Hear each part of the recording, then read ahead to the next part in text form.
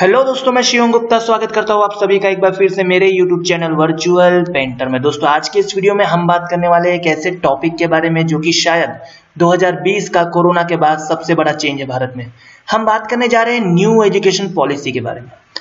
The union cabinet of India has declared a new education policy on this Wednesday, that is on 29 जुलाई 2020। और इस नई policy के तहत बहुत सारे नए चेंजेस एंड मॉडिफिकेशन किए गए हैं पुरानी एजुकेशन पॉलिसी में, और एक नए सिरे से अब आने वाले समय के बच्चे अपनी पढ़ाई करने वाले। ये जो एजुकेशन पॉलिसी है 2021 के सेशन से लागू होने वाली है। तो क्या क्या चेंजेस एंड मॉडिफिकेशन हुए हैं, इन सभी के बारे में आपको जानकारी होना बहुत जरूरी है। तो मैं आपसे रिक्वेस्ट करूंगा कि आप जुड़े रहिए हमारे साथ और लास्ट तक देखते रहिए ये वीडियो।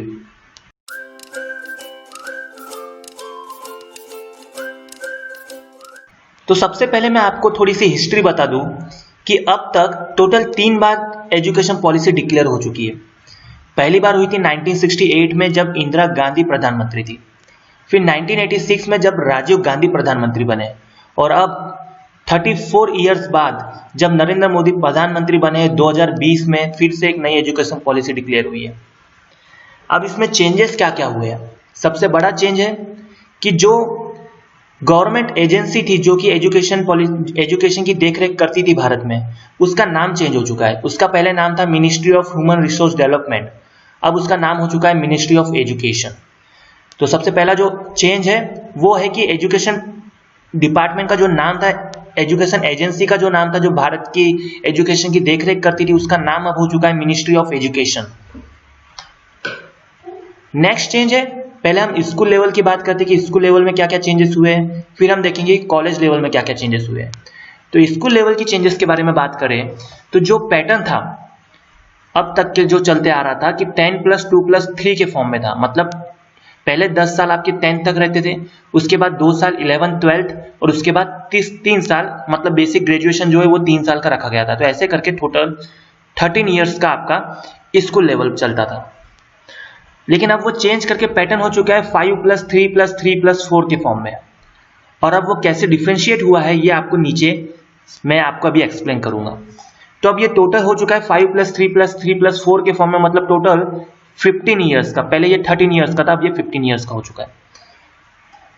तो जो पहले 5 साल है उसको एक स्टेज दे दी है, उस स्टेज का नाम है फाउंडेशन स्टेज।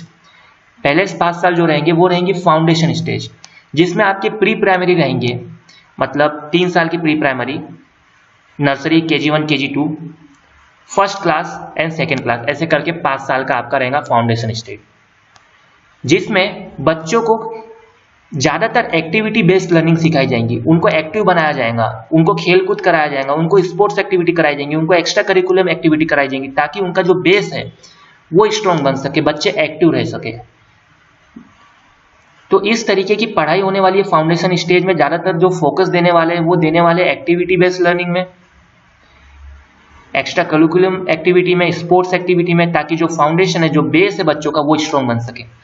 उसके बाद आता है नेक्स्ट 3 ईयर, जिसको नाम दिया है प्रिपरेटरी स्टेज, जो कि क्लास 3rd to 5th रहेगा। मतलब 3rd, 4th और 5th क्लास के लिए उस स्टेज को नाम दिया है प्रिपरेटरी स्टेज, जिसमें आपको प्ले, डिस्कवरी, नई नई चीजें डिस्कवरी करना, activity based learning, interactive classroom learning, language flexibility. जैसे कि जो 3rd से लेके 5th तक बच्चे पढ़ेंगे उनको ऑप्शन रहेगा कि वो अपनी चाहे तो लोकल लैंग्वेज में भी पढ़ सकते हैं और नेशनल लैंग्वेज में भी पढ़ सकते हैं। लोकल लैंग्वेज मीन्स अगर आप समझ लीजिए महाराष्ट्र से है तो आप अपनी मराठी लैंग्वेज में अपना 3rd, 4th और 5th कर सकते हैं। अगर आप हिंदी साइडर है तो आप हिंदी लैंग्वेज में कर सकते हैं, अगर आप तमिल साइडर है तो आप तमिल में कर सकते हैं। तो ऐसी एक फ्लेक्सिबिलिटी दी है कि आप अपनी लोकल लैंग्वेज में अपना 3rd, 4th और 5th क्लास अटेंड कर सकते हैं। तो ये एक बहुत बड़ा चेंज है। आगे बढ़ते हैं तो जो नेक्स्ट 3 ईयर है उसको नाम दिया है मिडल स्टेज, जिसमें रहेगा 6th, 7th और 8th क्लास, जिसमें experimental learning in science, maths, arts, social science और ह्यूमैनिटीज रहेगा। मतलब बाकी सब्जेक्ट्स तो रहेंगे, उसमें एक्सपेरिमेंटल लर्निंग ज्यादा फोकस दिया जाएगा, प्रैक्टिकल लर्निंग में, ना कि रटने में। और जो बहुत बड़ा चेंज है कि 6th क्लास से ही अब आपको कंप्यूटर कोडिंग एंड इंटर्नशिप रहेंगी। देखिए आजकल बच्चे क्या करते हैं, अपनी 12th कंप्लीट करते हैं, उसके बाद वो इंजीनियरिंग वगैरह लेते हैं, उसमें कंप्यूटर साइंस ब्रांच लेते हैं या कोई बाहर कोर्सेज लगाते हैं 12th के बाद, तब जाके वो कंप्यूटर कोडिंग सीखते हैं। लेकिन अगर हम देखें बाहर के देशों में जैसे चाइना वाइना, तो वहाँ पे छोटे छोटे बच्चों को कोडिंग आती है। वो जब 10 साल के 10 तक पहुँचते हैं अपने, तब तक वो एक ऐप बनाना या वेबसाइट बनाना ये सब सीख चुके होते हैं। तो वही पैटर्न यहाँ पे भी अपनाया गया है कि 6th क्लास से अब आपको कंप्यूटर कोडिंग रहने वाली है और आप इंटर्नशिप भी कर सकते हैं। इंटर्नशिप का मतलब होता है कि आपने कोई कुछ सीखा और फिर आप प्रॉपर कंपनी में जाके देख सकते हैं कि लाइव इन्वायरमेंट कैसा होता है, कि एक्चुअल में काम कैसे होता है। जैसे कि एग्जांपल के तहत बताओ कि जैसे आपको पेंटिंग करना पसंद है, तो आप किसी पेंटर के पास जाके सीख सकते हैं कि पेंटिंग कैसे करते हैं। आप कंप्यूटर कोडिंग आपने सीखी, तो जब आपकी गर्मियों की छुट्टी लगेगी तब आप किसी कंप्यूटर मतलब सॉफ्टवेयर कंपनी में जाके आप सीख सकते हैं कि एक्चुअल में सॉफ्टवेयर कैसे बनते हैं, कंपनीज कैसे काम करती है, उसे कहते हैं इंटर्नशिप। तो जो इंटर्नशिप आप इंजीनियरिंग होने के बाद में करते थे, बड़े होने के बाद में करते थे, अब आप 6th क्लास में 7th क्लास में इंटर्नशिप कर पाओगे, कंपनीज में जाके देख पाओगे कि एक्चुअल में कंपनीज काम कैसे करती है, एक्चुअल में सॉफ्टवेयर वगैरह डेवलप कैसे होते हैं। तो ये एक सबसे बड़ा चेंज है कि कंप्यूटर कोडिंग इंक्लूड हो जाएंगी। तो इसके लिए नरेंद्र मोदी को बहुत बहुत बधाई, ये एक बहुत बढ़िया स्टेप है। आगे बढ़े तो आते हैं 4 ईयर, जिसे हमने सेकेंडरी स्टेज दिया है या आप उसको फाइनल स्टेज भी कह सकते हैं, जिसमें क्लास 9th रहेगा, 10th रहेगा, 11th रहेगा, 12th रहेगा, जिसमें multidisciplinary studies, greater critical thinking, flexibility, because no stream system. सबसे बड़ा चेंज है, इसे आप ध्यान से सुनिए। चेंज ये है कि अब 10th के बाद में कोई स्ट्रीम सिस्टम नहीं रहने वाला। जैसे 10th के बाद हमें डिसाइड करना पड़ता था कि हमें मैथ्स लेना है या साइंस लेना है या मैथ्स साइंस लेना है या कॉमर्स लेना है या आर्ट्स लेना है, तो ऐसा स्ट्रीम सिस्टम अब कुछ रहने ही नहीं वाला है। अब रहने वाला है पूल सिस्टम। पूल मतलब होता है जैसे कि एक बकेट टाइप का, जिसमें आप अपने पसंद के सब्जेक्ट्स डाल सकोगे। हो सकता है एक मैथ्स से रिलेटेड हो, एक साइंस से रिलेटेड हो, एक बायो से रिलेटेड हो, एक आर्ट्स से रिलेटेड हो, एक कॉमर्स से रिलेटेड हो। तो ऐसा एक पूल सिस्टम होने वाला है। अब ये फ्लेक्सिबिलिटी रहेंगी। जैसे पहले होता था कि आर्ट्स के जो बच्चे रहते थे वो साइंस नहीं पढ़ पाते थे, मैथ्स के जो बच्चे थे वो साइंस नहीं पढ़ पाते थे, साइंस के बच्चे मैथ्स वाले सब्जेक्ट नहीं पढ़ पाते थे। तो अब ऐसा स्ट्रीम सिस्टम नहीं रहने वाला है, अब रहने वाला है पूल सिस्टम। आपको सिलेक्ट करना पड़ेगा कि आप कौन कौन से सब्जेक्ट पढ़ना चाहते हैं। अगर आप साइंस के स्टूडेंट है तो आप मैथ्स सब्जेक्ट अगर फिर भी पढ़ना चाहते हो तो आप मैथ्स सब्जेक्ट अपने पूल में डाल सकते हो। जो जो सब्जेक्ट आप अपने पूल में डालोगे आप वो सब्जेक्ट पढ़ सकते हो। तो ये पूल सिस्टम रहने वाला है। Easy board exam, language selection for exam. Easy board exam होने वाली है, मतलब कुछ बोर्ड एग्जाम को इजी करने के लिए इन्होंने कुछ अपनाया है, जैसे कि लैंग्वेज सिलेक्शन फॉर एग्जाम। आप अपनी बोर्ड की एग्जाम अब हिंदी लैंग्वेज या इंग्लिश लैंग्वेज में दे सकते हो।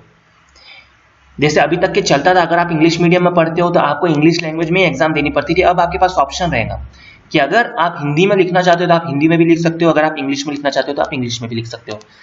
होता अब तक ऐसा था कि बच्चे इंग्लिश मीडियम के ऐसे होते थे, अगर उनको नहीं भी समझता था वो रट के सिर्फ वैसा का वैसा पेपर में छाप देते थे। तो अब इस पैटर्न में ऐसा डाला गया है कि प्रैक्टिकल स्टडीज, समझने को ज्यादा इंपॉर्टेंस दिया गया है, ना कि रटने से।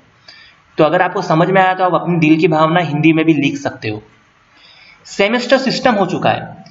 जैसे अब तक 10th में एक लास्ट फाइनल एग्जाम होती थी, बच्चे यह करते थे कि लास्ट के 3-4 महीने या 2-3 महीने पढ़ लेते थे और एग्जाम पास कर लेते थे। लेकिन अब यहाँ पे 10th में हो चुका है, जो बोर्ड एग्जाम हो चुकी है वो सेमेस्टर पैटर्न में हो चुकी है। मतलब आधा सिलेबस पहले 6 महीने बाद एग्जाम होगी उसमें आपको देना पड़ेगा, और आधा सिलेबस बाद में 6 महीने बाद एग्जाम होगी उसमें देना पड़ेगा। मतलब 6 month half syllabus and 6 month half syllabus exam. 6 महीने की आड़ में आपकी एग्जाम होने वाली है, आधा आधा सिलेबस आएगा और दोनों भी एग्जाम में आपको पास होना जरूरी है, और दोनों के सब्जेक्ट मिला के फिर लास्ट में एक रिपोर्ट कार्ड बनेगा। इसे हमने कहा है 360 degree report card. 360 degree report card इसलिए कहा गया है क्योंकि इसमें सभी मार्क्स को कवर किया गया है। जैसे सब्जेक्ट मार्क्स जो भी आपके दोनों सेम में आए हैं उसको मिला के सब्जेक्ट मार्क्स मिलेंगे। बिहेवियर मार्क, आपका बिहेवियर थ्रू आउट कैसा रहा है स्कूल में वो भी डिपेंड करता है, इसलिए आप टीचर्स के साथ में अब मिसबिहेव नहीं कर सकते, आपको प्रॉपर बिहेव करना पड़ेगा तभी आपको बिहेवियर मार्क्स मिलेंगे। टीचर्स मार्क मिलेंगे, टीचर्स के हाथ में भी मार्क्स रहेंगे। स्पोर्ट्स मार्क, आप बाकी एक्टिविटी में कैसे, आप स्पोर्ट्स में कैसे, आपको एक्टिव रहना होगा आजकल स्कूल में, अगर आपको ये मार्क्स चाहिए तो। स्टूडेंट मार्क्स, और एक और चीज यहाँ पे ऐड हुई है स्टूडेंट मार्क्स की, स्टूडेंट अपने आप को खुद पॉइंट्स देगा, मार्क्स देगा कि उनको कुछ ऐसे मार्क्स रख देंगे और स्टूडेंट अपने आप को खुद आइडेंटिफाई करेंगे कि उन्हें कितने मार्क्स मिलने चाहिए। एक स्टूडेंट्स मार्क्स का भी यहाँ पे ऑप्शन दिया गया है कि स्टूडेंट अब अपने आप को मार्क्स दे पाएगा। अब बात करते हैं कॉलेज लेवल की, कि कॉलेज लेवल में क्या क्या चेंजेस हुए हैं। देखिए जो बेसिक डिग्री प्रोग्राम होता है वो या तो 3 साल का होता है या 4 साल का होता है। या ज़्यादा साल का भी हो सकता है। लेकिन यहाँ पे बेसिक 3 साल या 4 साल के प्रोग्राम को यहाँ डिफ्रेंशिएट किया गया है। जैसे ऐसा होता था अब तक कि अगर आपने समझ लीजिए इंजीनियरिंग में एडमिशन लिया, इंजीनियरिंग होती है 4 साल की, और अगर आपने किसी कारणवश बीच में इंजीनियरिंग छोड़ दी तो ना ही आपको पैसे वापस मिलते थे, ना ही आपको कोई डिग्री मिलती थी। ऐसा होता था अगर आपने 2 साल बाद इंजीनियरिंग छोड़ दी थी, आपके 2 साल वेस्ट हो गए, आपको कुछ भी नहीं मिलता था। लेकिन अब ऐसा प्रोग्राम बनाया गया है कि अगर आपने 1 साल किया है इंजीनियरिंग का और 1 साल बाद आपने छोड़ दिया तो आपको 1 साल कंप्लीट होने के बाद एक सर्टिफिकेट मिल जाएगा जिसका नाम रहेगा कोर्स सर्टिफिकेट। उसके बाद अगर आपने सेकेंड ईयर किया और सेकेंड ईयर करने के बाद छोड़ दिया, समझ लीजिए आपने 2 साल किया और 2 साल करने के बाद अगर आप छोड़ते हैं अपना ग्रेजुएशन, तो आपको डिप्लोमा सर्टिफिकेट दिया जाएगा। अगर आप 3 साल बाद छोड़ते हैं तो आपको बैचलर सर्टिफिकेट मिला जाएगा, बैचलर डिग्री सर्टिफिकेट जिसे कहा जाएगा। ठीक है, तो अगर आप 1 साल बाद छोड़ते हो तो आपको कोर्स सर्टिफिकेट, 2 साल बाद छोड़ते हो तो डिप्लोमा सर्टिफिकेट, 3 साल बाद छोड़ते हो तो बोर्ड बैचलर डिग्री सर्टिफिकेट, और अगर आप 4 साल बाद छोड़ते हो तो आपको मिलेगा बैचलर रिसर्च सर्टिफिकेट। तो ऐसे करके अब ऐसा सिस्टम हो गया कि आपको पूरा ग्रेजुएशन करने की जरूरत भी नहीं है। अगर आपने बीच में से अगर छोड़ दिया तो आपको बीच में से उस हिसाब से सर्टिफिकेट्स मिल जाएंगे। ये 3rd ईयर में बैचलर डिग्री सर्टिफिकेट है, यहाँ पे सिर्फ बैचलर सर्टिफिकेट लिखा गया है, डिग्री यहाँ पे मिस हो गया तो आप यहाँ पे ऐड कर लीजिएगा। ये सिर्फ इंजीनियरिंग के लिए नहीं, अगर ऐसा कोई भी ग्रेजुएशन कोर्स हुआ तो आपको हर ईयर का अलग अलग सर्टिफिकेट दिया जाएगा। जो 4th ईयर का सर्टिफिकेट रहेगा बैचलर रिसर्च सर्टिफिकेट, इसको ज्यादा मान्य रहेगा। इसी के बाद में आप पीएचडी या आगे की स्टडीज कर सकते हो। एक और चीज यहाँ पे ऐड हुई है जिसका नाम है मल्टी एंट्री और मल्टी एग्जिट प्रोग्राम। जैसा कि नाम सजेस्ट करता है, आप मल्टीपल टाइम एंट्री ले सकते हो, मल्टीपल टाइम एग्जिट ले सकते हो अपने ग्रेजुएशन में। समझ लीजिए आपने 1 साल का अपना ग्रेजुएशन का कंप्लीट किया, उसके बाद आपको किसी कारणवश ग्रेजुएशन छोड़ना पड़ता है बीच में से, तो आप 1 साल बाद उसे छोड़ सकते हैं, आपको कोर्स सर्टिफिकेट मिल जाएगा।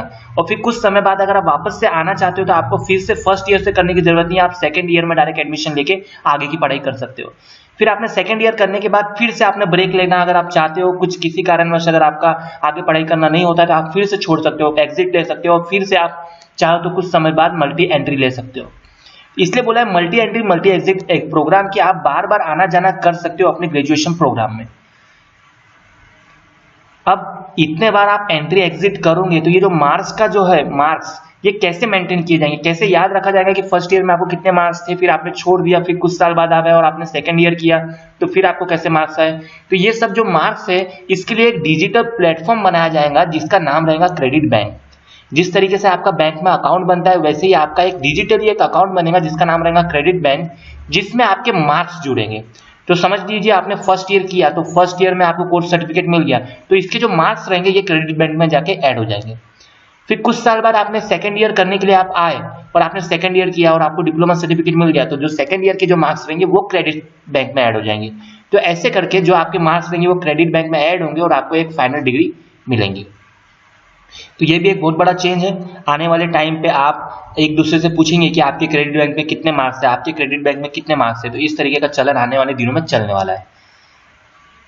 एक और जो चेंज है कि जो जीडीपी है, अभी तक के जो खर्चा होता था वो होता था 3%। 2018 और 2019 का जो सर्वे हुआ था उसमें ये पाया गया था कि only 3% of our GDP is spend on the education system. आंकड़ों की बात करें तो 5.6 लाख करोड़ रुपए खर्च होता था ईयरली, लेकिन अब जो अभी जीडीपी इसके ऊपर खर्च होने वाला है वो है 6%। ज्यादा से ज्यादा पैसा लगाने का यहाँ पे उद्देश्य रखा है एजुकेशन सिस्टम को, तो हो सकता है एजुकेशन सिस्टम अब यहाँ पे सुधर जाए। तो दोस्तों ये थे कुछ चेंजेस जिसके बारे में आपका जानना बहुत जरूरी था। मैं उम्मीद करता हूँ कि ये वीडियो देख के आपका न्यू एजुकेशन पॉलिसी से रिलेटेड जो भी कंफ्यूजन था वो आपका क्लियर हो गया होगा। अभी भी इसमें इम्प्लीमेंटेशन होने के बाद में और ज्यादा क्लियर होगा कि क्या क्या चेंजेस होने वाले हैं। मैंने अपनी रिसर्च के हिसाब से यहाँ पे अपने जो जो चेंजेस हुए थे वो आपको बताने की कोशिश की है।